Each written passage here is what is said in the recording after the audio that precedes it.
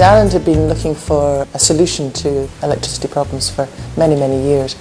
Before Eigg Electric came about, each house was independently powered by either a generator or a micro-hydro. It was very expensive, it was very dirty, noisy, and also it was very unreliable.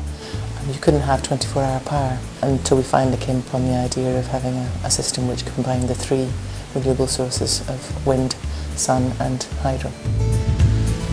This system is unique in that it's the first time that the three renewables has been integrated into a grid. Transformers are also distributed along the grid, which distribute the power to all the houses on the island. The system was switched on the 1st of February 2008, and it was a wonderful day.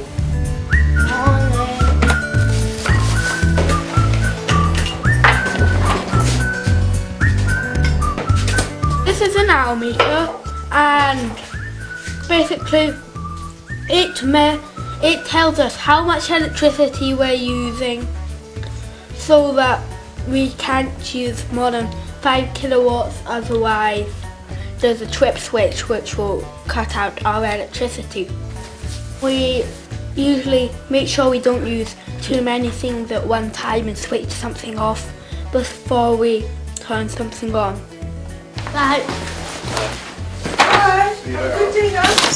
You always have to think about it when you're buying an appliance. I mean, our toaster's low wattage, our kettle's low wattage, and you have to think about when you use stuff.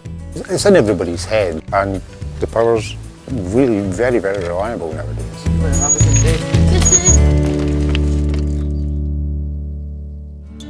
There are several ways in which we're trying to reduce CO2 emissions apart from Eigg Electric.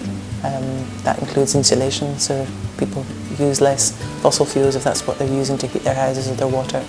Solar thermal water. Simple sort of energy saving devices, but people don't have ordinary light bulbs anymore, everybody has low energy ones. People tend to be very aware of how much power things use. We have a red traffic light sign and a green traffic light sign, which are basically posters which are put up when our renewable sources are low, which is mainly in the summer months. And what happens then is the diesel generator has to kick in.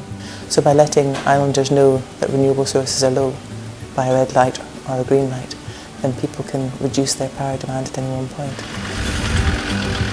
Another example of how we're trying to reduce CO2 is trying to get people to use their cars differently. And one of the simplest ways was to encourage people to share lifts more often.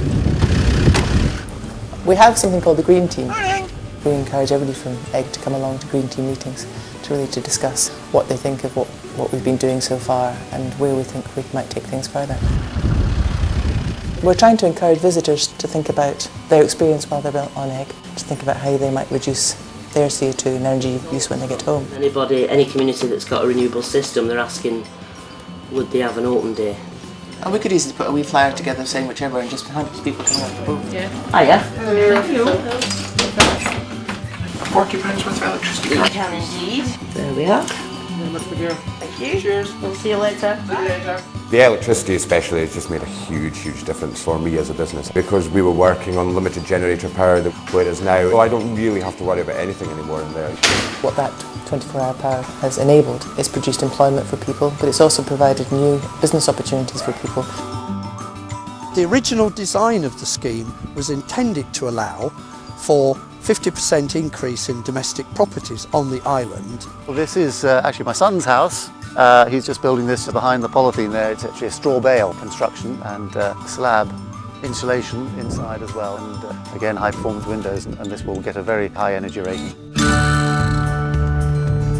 Everybody, I think, is now making big efforts to be more energy efficient.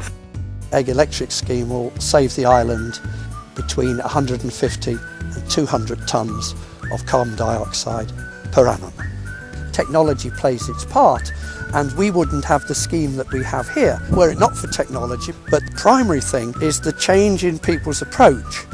A lot can be saved by behaviour change, by the choices that we make. When you live in a city, the infrastructure is already there for them to use, so it's in smaller communities where the population is so low that it is a bit harder to do.